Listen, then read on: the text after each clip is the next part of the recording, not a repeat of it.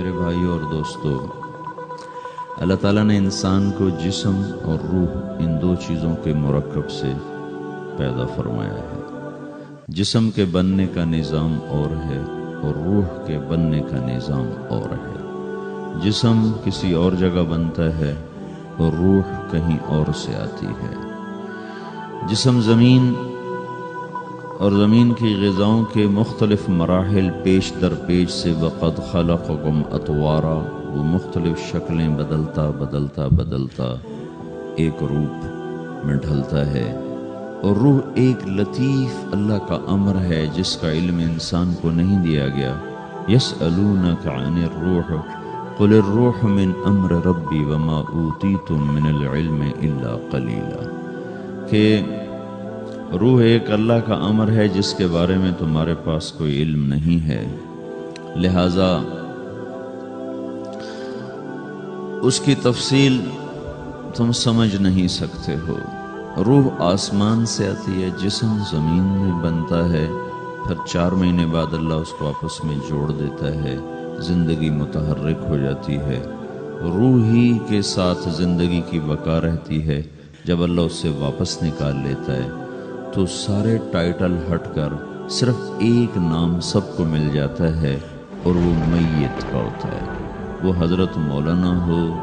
وہ کوئی ڈاکٹر ہو، بادشاہ ہو، صدر وزیر ہو، سارے اعزاز ٹائٹل ہٹا کر اس پر میت کا لفظ مہر لگ جاتی ہے۔ اس میں سے کیا نکلا ہے؟ ہر چیز تو موجود ہے، اب یہ بولتا کیوں نہیں، اٹھتا کیوں نہیں، چلتا کیوں نہیں؟ اس میں سے روح نکل گئی ہے۔ روح ہمارے جسم کی اصل ہے، اسے نکال دو تو جانوروں کو بھی پتہ ہے کہ اب یہ بے جان چیز ہے، چیونٹیاں کیڑے مکوڑے بھی اس کو کھانے لگ جائیں گے، جانور بھی کھانے لگ جائیں گے، زمین بھی اس کو گلانے لگ جائے گی، ہوائیں اس کو متغیر کرنے لگیں گی۔ روح انسان کے اندر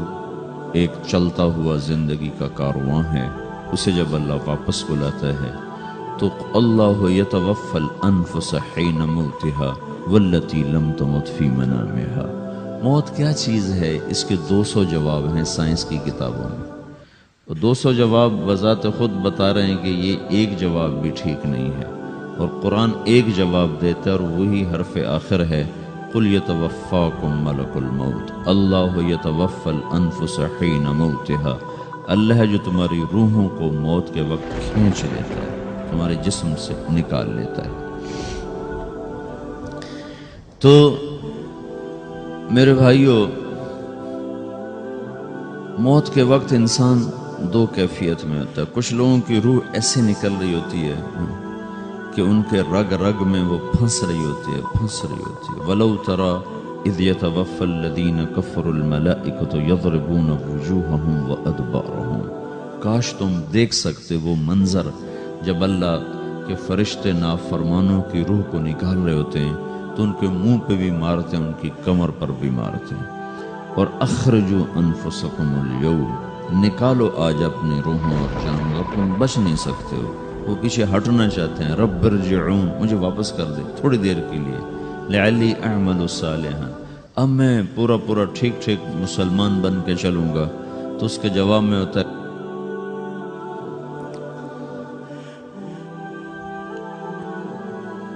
اور حدیث پاک میں آتا ہے کہ ملک الموت اترتا ہے، اس کے ساتھ 4 فرشتے ہوتے ہیں، وہ 4 فرشتے آتے ہیں، اس کی پٹائی شروع کر دیتے ہیں۔ ابھی پرسوں یہ حدیث میں نے پڑھی ابن ماجہ میں کہ ملک الموت کہتا ہے ایتھا النفس الخبیثہ کانت فی الجسد الخبیث، اے خبیث روح جو خبیث جسم میں تھی، اخرجی باہر آؤ۔ وہ واپس تو ہو نہیں سکتا، اپنے آپ کو روک تو سکتا نہیں، تو وہ حیران پریشان خوف زدہ،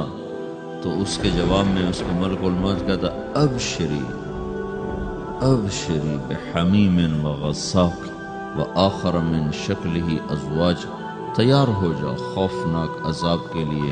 اور کھولتے پانیوں کے لیے، کانٹے دار جھاڑیوں کے لیے، اور بے شمار عذاب کی شکلوں کے لیے۔ تو اس کی روح کو جب کھینچتے ہیں تو رگ رگ سے وہ کٹ کٹ کے نکلتی ہے، تو سارا وجود زیر و زبر ہوتا ہے، سکرات کا درد ساری دنیا کے دردوں پر حاوی ہے۔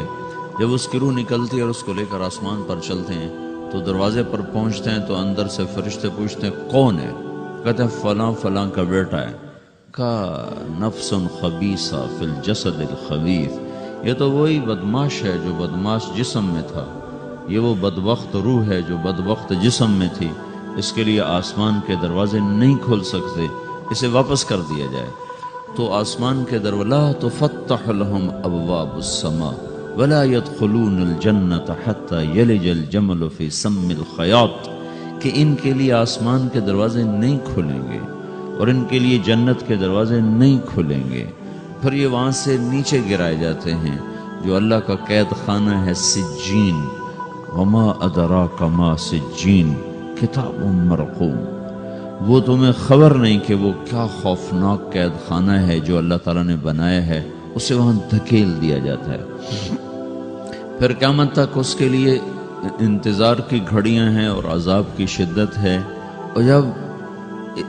کوئی نیک آدمی اللہ تعالیٰ کے دربار میں جانے کا اس کا وقت آتا ہے تو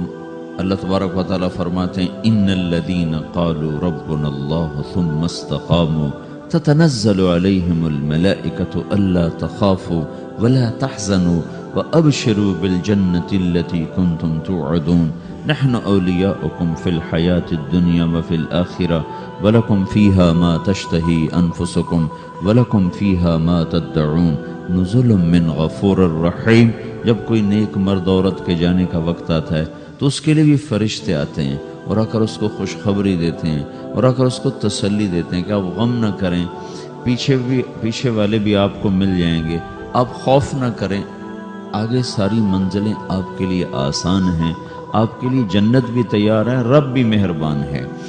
اور حدیث پاک میں آتا ہے کہ ملک الموت اور 4 فرشتے آتے ہیں، وہ 4 فرشتے اس کو سہلاتے ہیں، دباتے ہیں کہ موت کا درد اسے محسوس نہ ہو، اور ملک الموت فرماتے ہیں ایتھا النفس الحمیدہ کانت فی الجسد الحمید اخرجی، اے نیک روح جو نیک جسم میں تھی باہر آؤ، کیا کرو؟ وَأَبْشِرِي بِرَوْحٍ وَرَيْحَانٍ وَرَبٍّ رَاضٍ عَنْكِ غَيْرِ غَضْبَانٍ، آپ کو بشارت ہو آپ کے لیے جنت تیار ہو چکی ہے اور وہاں کی ساری نعمتیں آپ کے لیے میسر ہو چکی ہیں اور اللہ آپ پہ راضی ہو چکا ہے اور اللہ آپ پہ خوش ہو چکا ہے۔ اس پر اس کی روح کو نکالا جاتا ہے، پھر سارے فرشتے اس کو استقبال کے ساتھ جب آسمان پر لے جاتے ہیں تو اندر سے پوچھتے ہیں کون ہے؟ کہ فلاں فلاں کا بیٹا، فلاں فلاں کی بیٹی۔ کہتے ہیں نفس حمیدہ فی جسد حمید، یہ تو نیک روح تھی جو نیک جسم میں تھی، مرحبا بہی، اس کو ہم سب استقبال کس کا کرتے ہیں، اور ایک دم آسمان کے دروازے کھلتے ہیں، پھر وہ پہلا دوسرا تیسرا چوتھا سارے آسمان پار کرتا ہوا اللہ پاک کے عرش کے نیچے کے جا کر، مرد ہے یا عورت، وہاں جا کر سجدے میں سر رکھتا ہے اور اللہ تعالیٰ فرماتے ہیں ہاں اس نے ہمیں خوش کیا، ہم اسے خوش کریں گے، اور اس کو عافیت کے ساتھ وہاں آسمان میں، پہلے آسمان سے لے کر اللہ کے عرش تک یہ سب ویٹنگ روم بنے ہوئے جہاں اللہ اپنے اپنے درجات کے مطابق جنت والوں کو ٹھہراتا ہے، اور وہ انتظار گاہ ہے اور وقت ختم ہو جاتا ہے، لہٰذا انتظار کی جو تکلیف ہے وہ بھی ختم ہو جاتی ہے۔ وقت ختم تو انتظار کا احساس ختم اور ٹائم کے گزرنے کا احساس ختم۔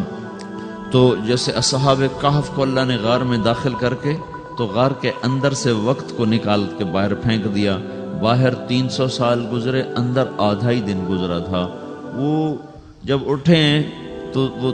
25 برس کا نوجوان 325 سال کا ہو کے نہیں اٹھا، وہ 25 سال کی عمر میں اٹھا ہے، نہ ناخن بڑا ہے، نہ مونچھیں بڑی ہیں، نہ ان کی داڑیاں لمبی ہوئی ہیں، جو تو زندہ تھے، مر نہیں گئے تھے، تو زندہ کے تو بال بھی بڑھتے ہیں، ناخن بھی بڑھتے ہیں، لیکن وہ اس طرح اٹھے کہ 300 برس گزر گئے اور 25 برس کا نوجوان 25 سال کی عمر میں اٹھا ہے، 20 برس کا 20 برس کی عمر میں اٹھا ہے، اور وہ کہنے لگے کم لبثنا، بھائی کتنا ٹھہرے ہیں؟ کہ یومن او بعض یومن، لگتا ہے کوئی دن آدھا دن ٹھہرے ہیں۔ وہ صحیح کہہ رہے تھے، باہر اللہ تعالیٰ نے وقت کی گھڑی کو چلائے رکھا اور اندر غار میں اس کو سوئچ آف کر دیا، نکال دیا، یہاں وقت کو داخل نہیں ہونے دیا، تو وقت کے گزرنے سے جو بھی اثرات مرتب ہوتے ہیں وہ ان پر مرتب نہیں ہوئے، تو وہ آدھے ہی دن کے بعد اٹھے ہیں، باہر 300 سال، اندر آدھا دن. یہی کچھ اللہ تبارک و تعالی برزخ میں کر دیتا ہے، وقت کو ختم کر دیتا ہے، گزرنے کا احساس نہیں ہوتا ہے.